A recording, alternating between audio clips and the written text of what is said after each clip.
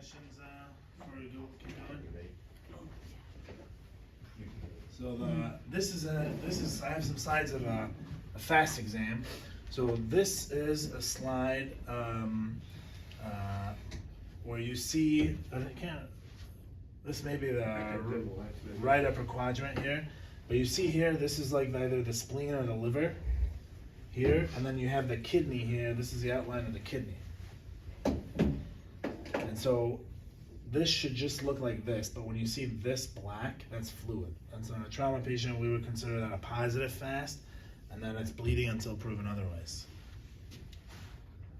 So then let's say the patient's stable, we take him to the CT scanner. This is a slice of a CT scan.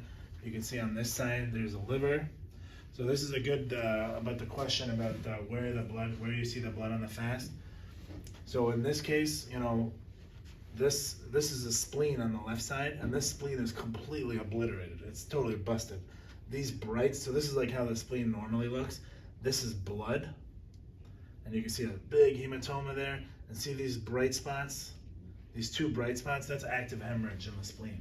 So if this patient was stable, we would likely send that patient to interventional radiology so they embolize the spleen. Or let's say they're just a little tachycardic, you know, embolization may be a good option here. But let's say this patient's in a scanner, they become unstable, and I see this, I'm taking them to the OR, I'm taking their spleen out. But the point what I was trying to make was, you see that we know this is the source of bleeding. If you look on the other side, there's blood over the liver there. So, you know, the blood kind of goes all over the belly. It's like a cave, you know what I mean? So. I have a question going back to the calcium and the lethal diamond. What's the protocol in the trauma room for the amount of calcium you give to the ratio with the whole blood? Yeah, that's a great question, yeah.